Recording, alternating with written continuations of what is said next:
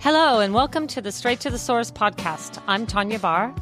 And I'm Lucy Allen, and we're looking forward to taking you straight to the source of the people driving our food and hospitality industry forward.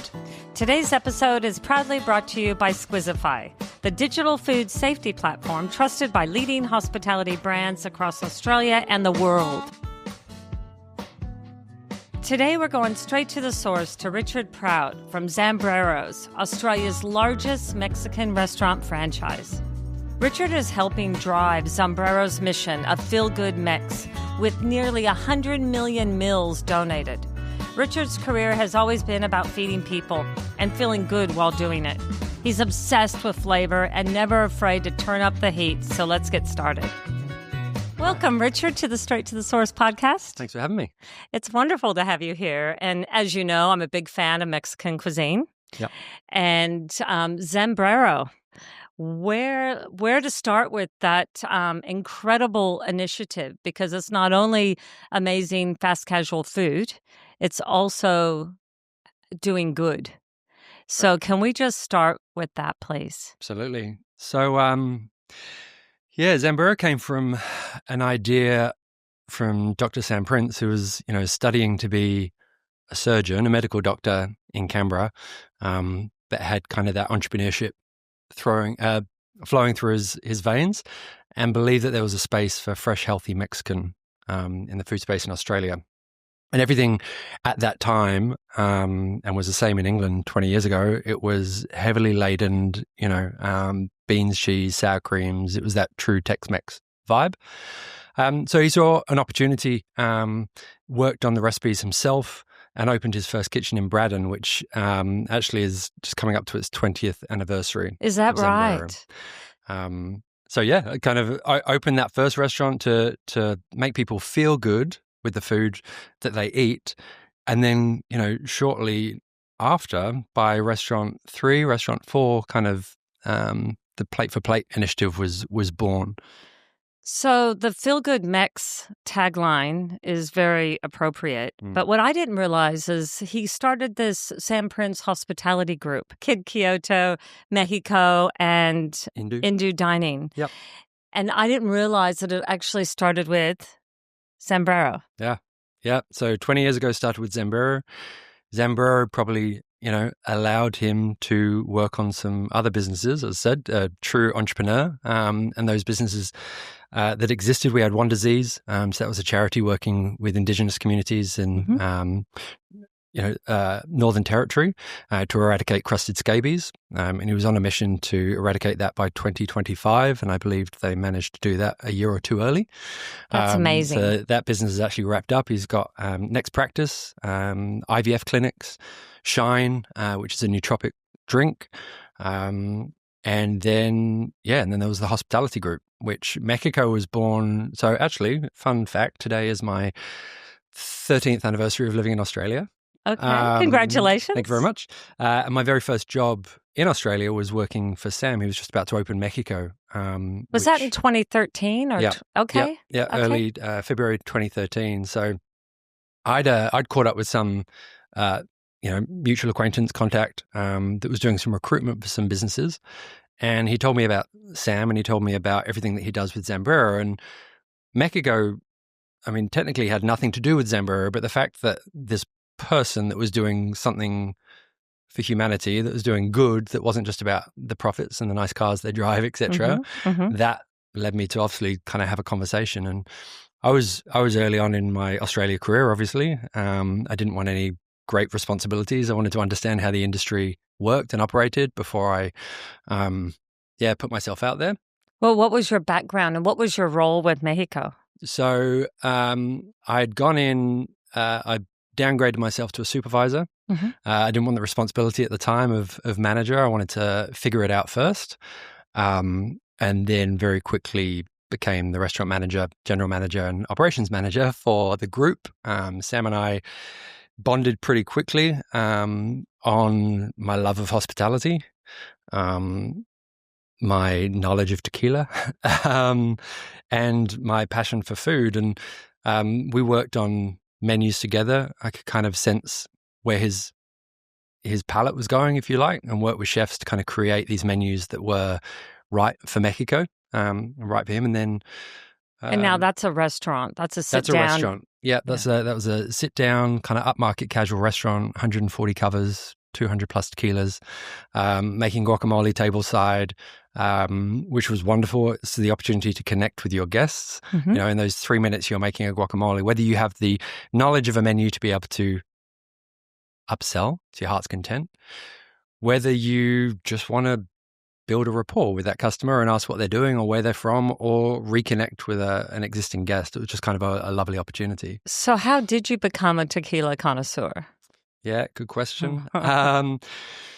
So I'd enjoyed tequila probably at an age that I shouldn't have, with having an older sister at university, and actually had a moment at the age of 16 where I probably drank too much and ended up in though not diabetic, a diabetic coma, effectively. I was in hospital for a week. That's not a might have had too much. You had too much. I think I had too much. Full on. Yeah. And was told not to drink again. Okay. And I think in hindsight, it was probably just a doctor saying, hey, you're 16, you shouldn't be drinking.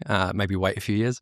I took their advice for at least a year, and then started to enjoy drinks again. But tequila was my red flag. Someone mentioned tequila and I would need to lock myself away in a room and rock back and forth. The thought of it just made me sick. Until I came to Mexico and had 200 tequila, 156 at the time, tequilas and mezcals on the back bar. And I realized, much like a sommelier selling wine, like you can't sell wine without knowing how they taste. So I decided to have a taste and made sure that I could understand the beauty of kind of the spirit, the true agave kind of form. And then I took it as a challenge, like the amount of people that had had similar experiences to me, maybe not as hectic, but you'd speak to a customer and they'd say, no, don't drink tequila. I had it when I was blah, I had the little Mexican hat on the bottle, etc. And to be able to kind of share that story, but also convince them that I think I might be able to find a tequila for you, right? You tell me what you normally drink. What's your normal go-to? If it's a spirit, it could be gin, could be whiskey, could be rum, etc. And then we'd tailor a tequila for them and serve it at the table and tell them to take a sip. And if they didn't enjoy it, I would have it. And I wouldn't charge them happily. But if they did enjoy it, I'd get around. And I never had to drink it. Like, was usually able to find a tequila specific for those customers. And then we created something called the tequila wheel, which I don't know if you've seen at Mexico. It's on all of our tables. We realized to have so many tequilas, it was quite hard to train enough staff to have the knowledge of the tequila to be able to share that with a customer. And the majority of customers said, I don't like tequila. So we created a tequila wheel that was 3 metrics, and that was based on basically kind of your profile, as in, are you a cheapskate or, you're your extravagant? Budget. Yeah, your budget. And then that kind of taste profile, that flavor profile. And within that, it was like, are you a scaredy cat, are you a daredevil, etc. And once you spun that, it gave you a number, and that would then tailor a tequila for you. So with that, you're adding theater. It is a marketing gimmick, but it also allows people to explore other tequilas they might not otherwise have tried. Yeah, it's effectively a Venn diagram style kind of form or wine, flavor tasting profile that you kind of go, well, I want something a bit fruity, or I want umami, or I want that woody notes, or a bit of spice, or I am scared, so maybe don't give me Blanco in its truest form. I'll take that extra añejo that's been aged in old rum barrels and smooth and caramelly and so on. So that was. So how did you transition from Mexico to Zambreros? And from a brand, I mean, you started out with one venue and now a global brand. Yeah. On reflection, what's that feel like? So, it feels insane to a point. And I say this, so I went from Mexico to Indu, which was the Sri Lankan South Indian inspired restaurant. And it was beautiful. And we did all the conceptual design for that. And walking into that restaurant was just stunning. It was one of my favorite restaurants. Can I jump in real quick? A long time ago, I had the privilege of hosting a progressive lunch that started out at Indu and then went to Kid Kyoto and ended at Mexico. And it was part of Good Food Month. And it was one of the best events. We walked around the block and we had this progressive lunch. And it was just magic. And it was delicious. And yes, and we raised money for a great cause as well. Yeah, I loved into every part of it. The hoppers, the doses, the chef, the team, the music. Yep. Walking underground was just phenomenal. And then we, a couple of years after that, we opened Kyoto, which was, as you already know, is kind of izakaya, inspired by kind of this grunge era of music. And Sam had kind of done a trip out to Japan and met these people, and kind of just that was it. That was where we needed to kind of direct the restaurant. So I was doing this in an operational space, doing some menu development, and then there was a couple of corporate restaurants in the Zambrero. So Zambrero is predominantly franchise; it's 98% franchise, but there were a couple of restaurants that didn't have franchise partners in. And Sam, I guess, knew that I knew how to operate a restaurant, both front of house, back of house, kitchen, bar, door, and so on, and asked if I would be able to look after some of the corporate restaurants while still maintaining my role in the hospitality group. And look, I thought it was going to take up 5% of my time. Little did you know. Little did I know. And those restaurants grew from kind of the 2 or 3 initially to 17 to 20 odd, and they were dotted throughout Australia, including the US. So I realized that I needed to plant one foot firmly in either camp, and decided to place them both into the Zam Green, which historically, probably being a bit of a food snob and working in the industry and just being passionate about food and drink, there was a part of me thinking, is this the right move? Like, is this sexy, working for a QSR? I've said this to Sam. But very quickly actually just realized that it can be as sexy as you want it to be. We're still working with incredible food, and we're doing good. And the feel-good mix that we wear on our hearts, right, on our T-shirts, is that kind of double entendre in the sense of we're creating a dish that when you finish this burrito, you're feeling good. You're not feeling sluggish. You're not feeling that kind of Tex-Mex vibe. We've kind of got the ratios and balance of protein and sauces and zing, acidity, etc. Kind of the layers of fat and salt and acid and so on to kind of create that perfect bite. But not just that, it's the feel-good of, I've just donated a meal to someone in need. And that can sometimes just be a counter on the wall that our customers don't know about. And we truthfully probably do quite a poor job in talking about it. But as of this morning, we're 98,473,000 and a few hundred meals donated to people in need. For every burrito and bowl we serve, we donate a meal. That's extraordinary. Congratulations. Thank you. That is absolutely brilliant. Yeah. And I think every customer that's been involved in contributing to that, are you doing campaigns on social or what have you? Because that's an amazing achievement. We will absolutely be shouting about, should I say, the 100 million, which is a matter of weeks away. We do our annual Plate for Plate meal packing event. So part of Plate for Plate, we partner with 3 different charities. We've got Rise Against Hunger. We have Love Mercy, and we have Food Bank Australia. Rise Against Hunger are our major partners, and on World Food Day we get together, as we did in Carriage Works for Sydney this year. And this is not just our staff and our team and our head office support team and suppliers, but this is our community. But this is also people that have possibly never had a Zambrero before. But there is an opportunity to do good. And we come together and we pack these meals. And historically, I think our record had been about 450,000 packed in a single day. And in this year, we decided to go big for our 20-year anniversary and pack 1 million. And we packed 1,033,000 and again, a few hundred that were going off to the Philippines. And we did that across globally, right? We've got restaurants now in New Zealand, Ireland, UK, from London all the way up to Scotland now, Australia, obviously, and one in the US currently. And how many in Australia right now? Oh, gosh. So I think the number at the moment is about 274. Okay. We have 11 in New Zealand. We have 31 in Ireland. We have 13 in England within the UK, 1 up in Scotland, and 1 in the US. So I'll let you do the math to tell me what the total number is. Yeah, I'll check your math. Okay, so what's the end game? So the original tagline, if you like, or the mission, right, for Plate for Plate was to end world hunger, was to donate 1 billion meals. A very ambitious goal. And when Sam first started this mission, I think he probably would never have dreamt that. He would have gone, imagine if we donated 1,000 meals to someone, and then that went to, hey, what if it was 1 million? And 1 million went to 10 million. When I first started with the business 12 years ago, they had about 28 restaurants, right? Globally. And that was just Australia. And now those restaurants have grown to 300 plus. By the end of the financial year, we'll be moving on to 400 restaurants. We're finding sites. We've got franchise partners chomping at the bit to open more restaurants than they already have, and new franchise partners wanting to come on board. We've got development agents in the UK that are taking on territories to kind of open more restaurants. So those meals are just ticking on, that 1 million to 10 million to now close to 100 million.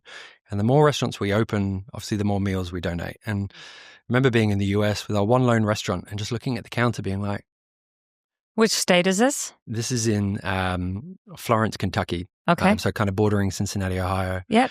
And looking at the counter and kind of just going, it's not doing much.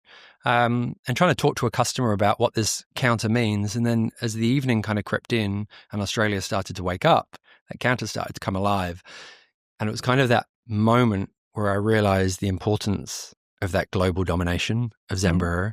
Yeah. The more restaurants we have, the more that counter ticks through. And I was fortunate enough to go to Johannesburg a couple of years ago with Rise Against Hunger and actually see where these meals go to and see the faces of the children that receive these meals, these children that get the opportunity to ask for more once they've finished, but often don't because they know that there might be somebody else that needs that food. Mm-hmm.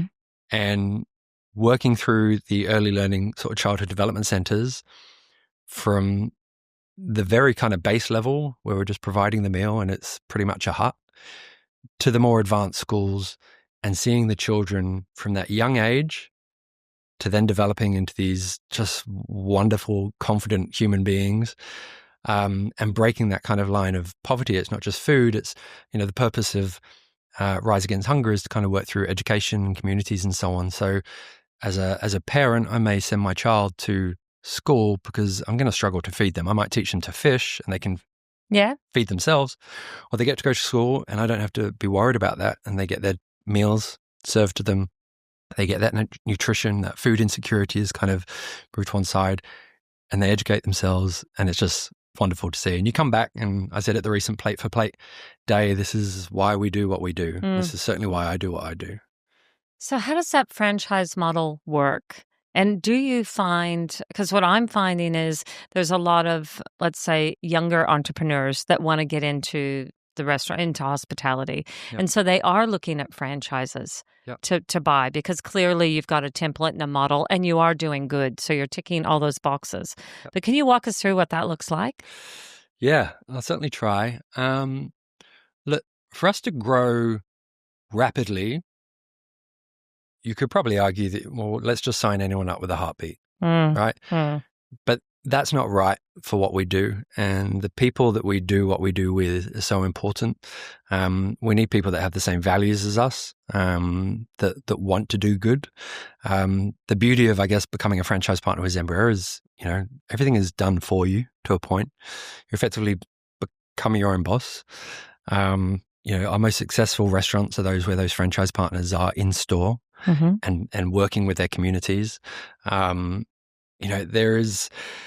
There's a line, Massimo Bottura, he says something along the lines of, we don't feed people to fill their stomachs. We feed them to fill their souls or nourish their souls.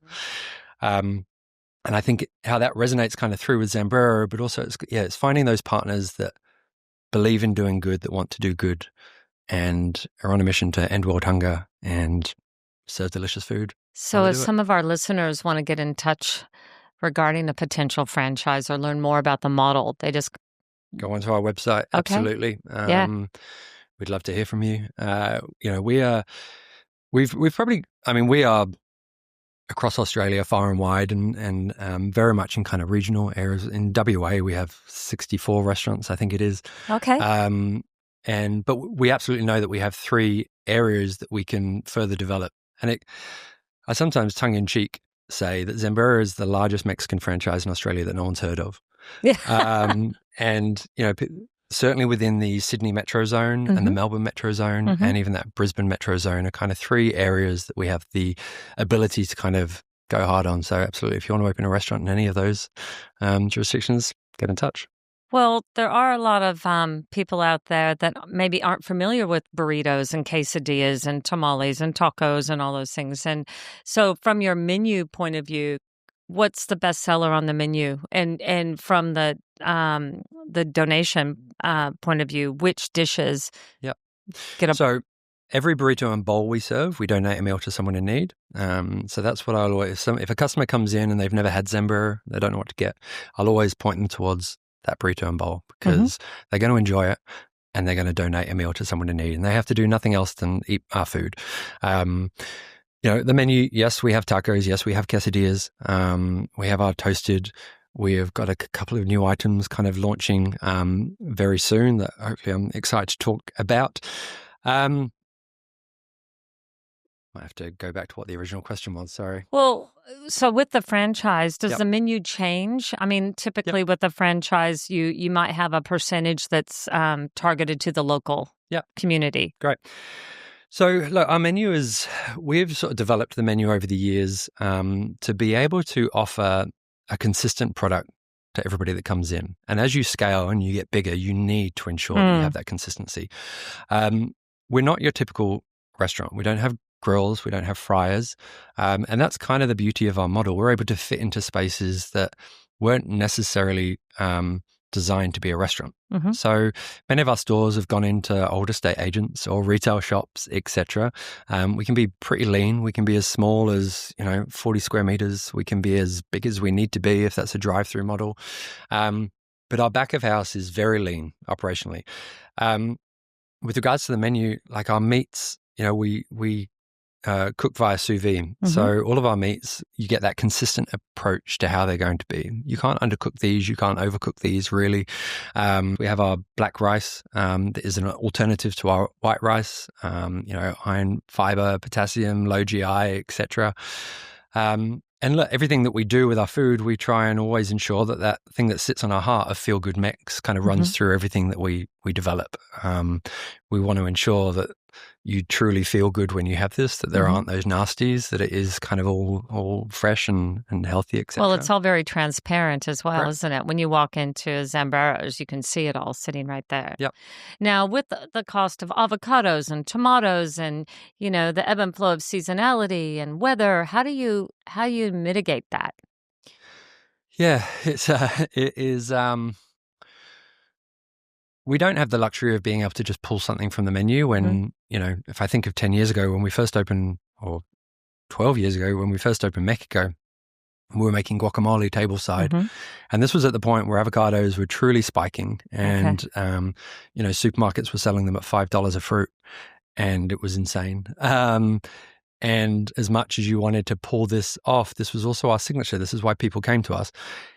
And this is what set us apart from our competition. This was as I've mentioned, the ability to be able to kind of connect with your customer while making this. So we never wanted to, on charge that extra cost to somebody else. You just kind of, this is what we do. And you're in it for the long haul. In it for the long haul. We're not going to take tomato salsa off or guacamole. We were probably considered, when I first started with Zambrero, we were probably considered expensive within the QSR space. And now I think actually that value, now people are kind of, not wanting trash and they want to ensure if I'm spending my money, I want to spend it on something good. They come to Zambrero and actually in the space of, 5-10 years, we've increased our core range by about $2. Okay. That's it. And if you compare that to our competitors and some of those kind of price jacks that kind of continuously happen, or the regional pricing, etc. It's pretty strong. Well, let's talk about evolution with the menu, and I'm sure that you're watching what your customers, their buying habits, and what they're asking for, and what have you. So, can you disclose what's kind of on the horizon in terms of some new products on the menu? I believe I can. So I mentioned we're operationally lean, and being operationally lean can sometimes mean that development can be lean. Right? Yeah. We cook our meats via sous vide. We prepare our salsas and guacamole fresh, multiple times throughout the day. We're fresh Mex. We have to. Yep. And outside of a rice cooker and a RoboCoupe and a salamander to grill our cheese and a tortilla press to toast our tortillas, that's pretty much where the equipment has stopped. So any development to this date has been based off those. And we realized that limits us. In what way? It means that you will only ever serve slow-cooked meats. It means that you will only ever use something, a fresh produce that can go through a RoboCoupe or a knife. But again, we hire 14-year-olds, 15-year-olds. We have 5,500 team members. We want to make sure everything is consistent. We don't operate like many other restaurants or QSRs. When you work for Zambrero, you do everything. We don't have a line cook. You don't have a grill chef. You don't have that person kind of front of house. You do it all. And because being operationally lean and fitting into these tight stores, etc., we can run a very lean labor model as well. And some of our competitors with less restaurants are operating with 14,000, 15,000 staff because of those different areas. We don't. Now, we could probably continue on for the next however many years doing what we do, but we decided that we wanted to progress and innovate. And my role as Chief of Product and Innovation, it was like, okay, how can we do this? We've had many franchise partners over the years, and people within the business talk about chips and hot chips, and it's usually been a fairly firm no. Like, how are we going to do this? Grease traps, range hoods, extraction, the fact that many of our restaurants just wouldn't allow it. So we went to work a year ago. It's been 1 year kind of working through this to see how could we do it. And along that journey, we met Unox and worked with Wayne and Sean and Zach and Marco and then, worked finding the right potato, finding that chip that would come out of an oven not tasting like an oven chip, because oven chips suck. And having a chip that resembles that of a fried chip, it doesn't leave you feeling heavy and oily and grim. But you don't want it soggy. You want it crispy. Soggy. And in our research, we kind of found like people were happy to have a cold, crispy chip, right, rather than that kind of soggy, warm chip. So ensuring that potato that we could deliver out of Unox was able to come out crispy and delicious, and consider the holding time and consider the delivery transport time. And a potato is good, but a seasoning is better. And if we can season that chip to be delicious, and what that seasoning would be, and so on. And it's been a journey, and I've eaten more chips than anybody should. And thankfully, because of the way that we're cooking them and because of the chip that we're using and so on, they're 50% less fats than our competitors. So when you eat them, we're still sticking with that feel-good component. And they've killed me. They've ruined me. Like, I can eat chips, but I don't enjoy others. And it comes to ours, and I will happily eat them. And whether that's just because when you birth someone, you love your child, even if someone else doesn't. But this chip is my child. And it's wonderful. And we we'll probably market this, and it's in about 23 restaurants currently. It should be in 100 I was going to say, when is the rollout? So happening? We tried, as we do with everything. We'll commit to kind of a state or a region or a territory or a cluster, and make sure that we nail the 1%ers, win the championships, as I awkwardly call it. And it's all well and good to have a great chip, but if operationally we can't deliver this, or if they end up being cold, or if our team are constantly going back in-house, or we have to hire somebody else to run chips and so on, we've failed.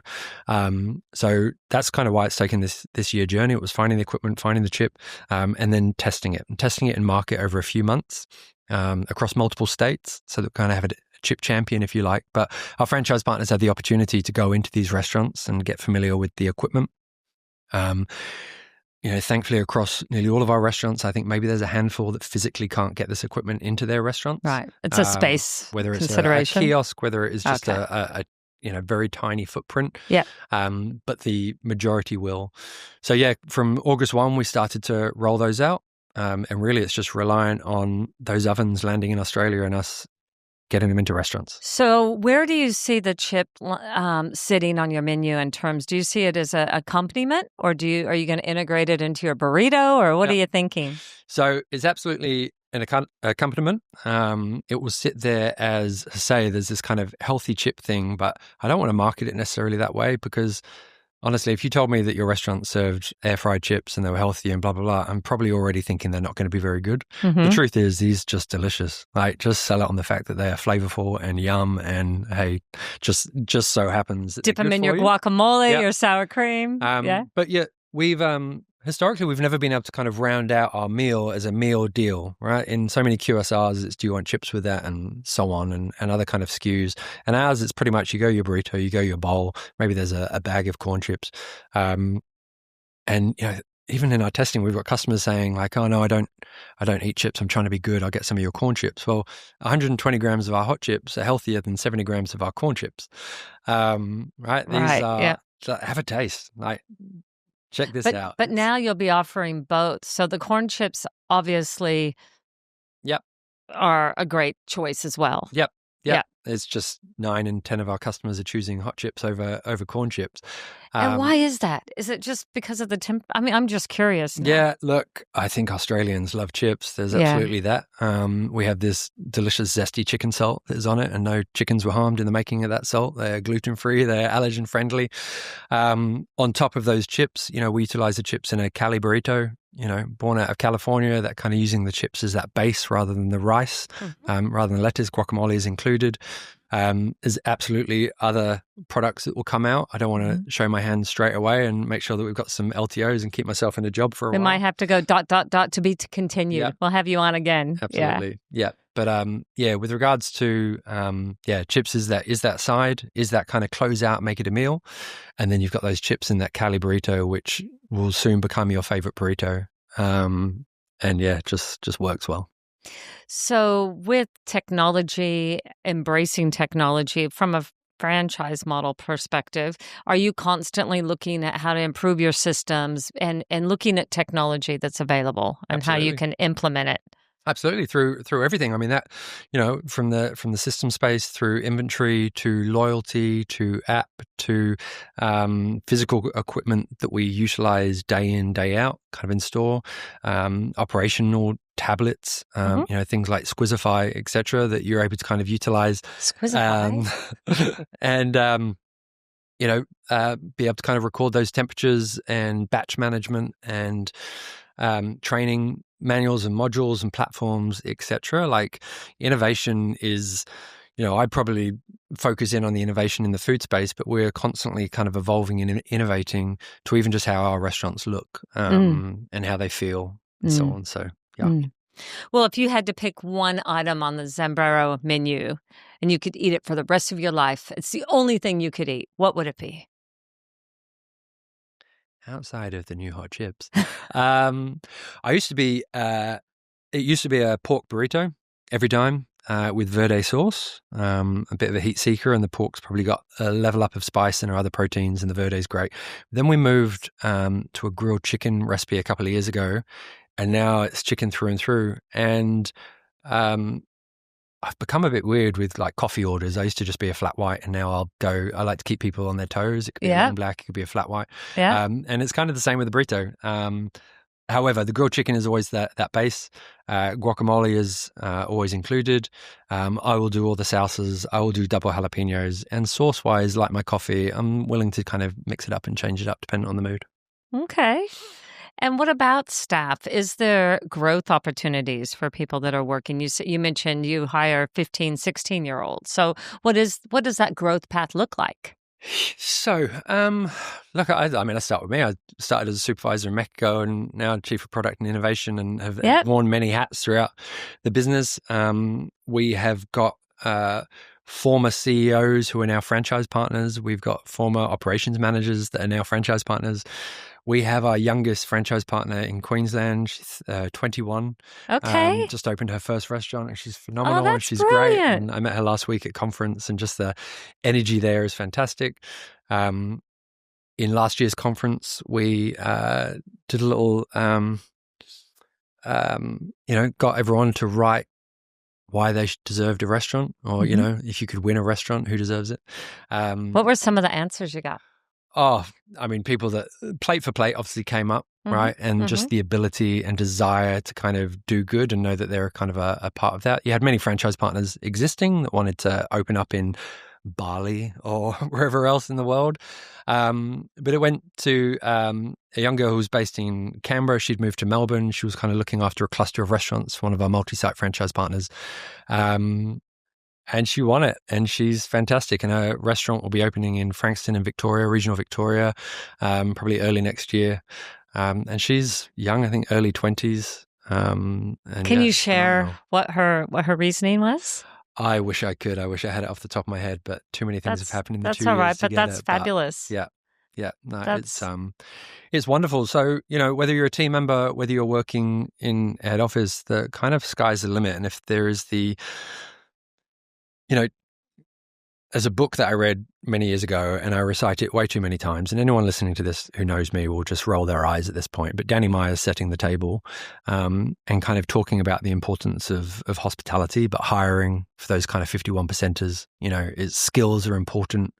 And having somebody that knows how to roll a burrito, great. But you can teach somebody how to roll a burrito. But can you teach them to care about what they're doing? Can you teach them to roll that burrito and engage with that customer and not just deliver great service? Because so many people, so many restaurants, QSRs, businesses deliver probably on a scorecard 100% of how you should for service. But that service piece is the kind of business transaction. That hospitality side is how have you made that person feel during that transaction? And when we're hiring people, when we're looking for people, whether it is in our head office or within our restaurants, it's that. Like, we're a different model to others. You get to serve a customer similar to guacamole at Mexico. You're customizing that person's product from one end of the line to the other, whether you're a fast roller, a slow roller, whether you've just started or not. You've got that moment of magic to be able to connect and back to share knowledge of a menu or just connect about local community and how's your day. And it's wonderful. And you need people, those 51%ers, and that 49% is I know what I'm doing, or I've been taught how to do that. And that 51% is the stuff that you can't teach. But these are things that, these are just genuinely nice people. They have a great work ethic. They have a hunger and desire to learn. They're empathetic. All right, they're aware of the weight they leave in their path. They know if they've, you're not going to leave a restaurant untidy at night, because who's going to open up in the restaurant and have to deal with that, and what that means to that ripple effect of service and so on. So is there a lesson that you wish you would have learned much earlier in your career? I wish I'd read that book earlier, for sure. Yeah.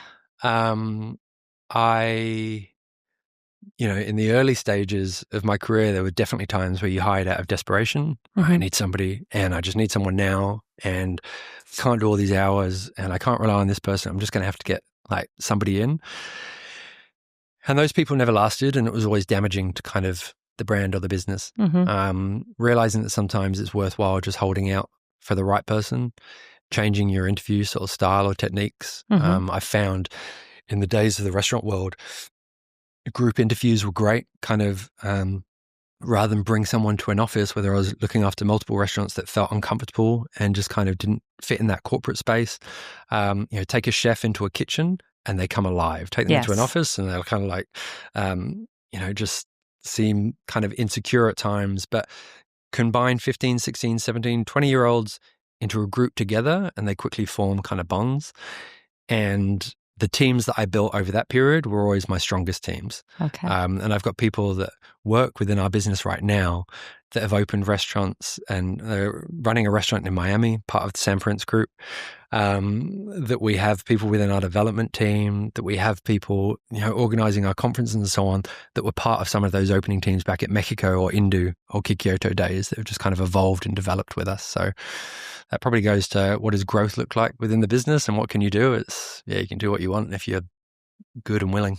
That's brilliant. The culture, it's all about that culture, isn't it? Yep. And it just sounds like it's a snowball that's just growing and growing and growing and expanding. And it is worldwide. Yeah. Pretty impressive. Yeah. No, it's as I say, we probably just don't do a very good job of talking about it. I mean, the 31 restaurants in Ireland, the 13 in the UK, we're the fastest growing Mexican in that UK space. We just don't shout about it. We're just kind of happy doing this. And an Australian company. And Sam actually asked me the other day, how many restaurants or businesses born out of Australia have succeeded in other markets? I'm kind of thinking about it, and Fishbowl, which is this bowl in New York, and they've got Bleecker Street and Park Avenue, 2 restaurants, great. Social's phenomenal. Other competitors that have kind of gone out there, but who is truly succeeding in those markets and opening those restaurants, plan to open more? Zambrero. It's good. Well, we'll help you shout out about it. 100%. Yeah. Now, are you up for some fast and furious questions? Sure. Don't overthink it. Okay. Have a drink. Are you ready? Mm-hmm. UK or Australia? Which feels more like home now? Okay. If your family are watching. My family are watching. So I used to say the things that I missed about the UK were family, friends that knew me through and through, and having Europe on your doorstep. And over the years, as much as I love my family and my friends, it's now live music and having the availability of live music. Europe is absolutely still on there, just to be able to travel and experience different cultures and foods and language and so on. And I'm looking through a skylight right now and I see a blue sky. And very quickly when I was in Australia, I realized that there were more blue sky days than the grey sky days that I had in the UK. And therefore, plus the fact that I have formed my new family, my own family, my wife and 2 beautiful kids, Australia is my home.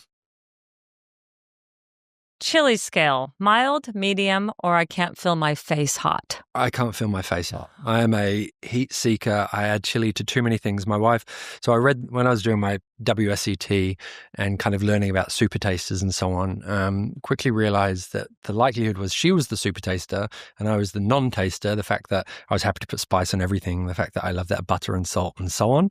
And she loves to hold that against me, especially as my role is in product.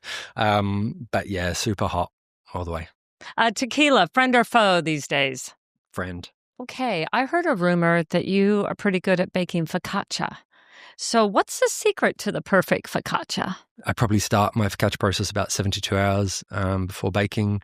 I've tried pizza ovens, but I think actually just a good old-fashioned oven gives me that kind of crusty bottom, pillowy soft top. Have you ever been to Mexico? Okay, this is embarrassing. 300 plus Mexican restaurants, worked at a Mexican restaurant with 200 plus tequilas and mezcals, and have not been to Mexico. You have not been to Mexico? I have not. Okay. As the new mayor of New York said earlier in his announcement, he had 4 words for somebody within the political space of the US, which was turn the volume up. And this is probably a message for Sam Prince, which is, I'm ready to go. What would be on your itinerary? What would be the first thing you'd want to do if you just flew into Mexico City or Guadalajara or where my Lord. Any of those places? Tell me. I've delved into, and same with Indu. I'd embarrassingly never been to Sri Lanka, but when I research something, I research it through and through and try and understand it so that it feels like I have been there.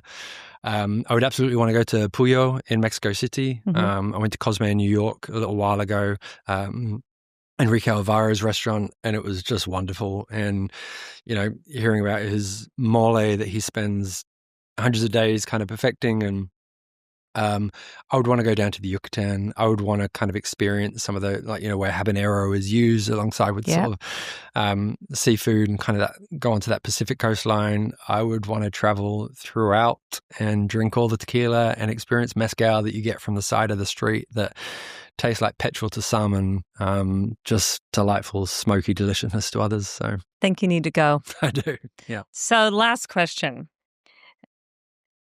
Can you finish the sentence for me? I'm happiest when... ...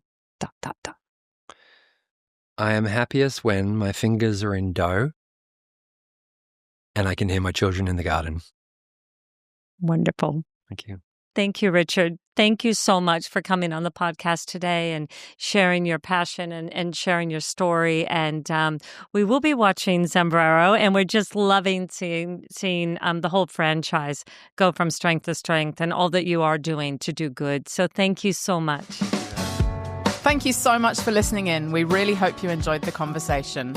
We would be keen to hear from you if you've got a story to share, or if there's a topic we should bring into the conversation. And a special thank you to Squizify for their support in this series, where leadership meets the future of food.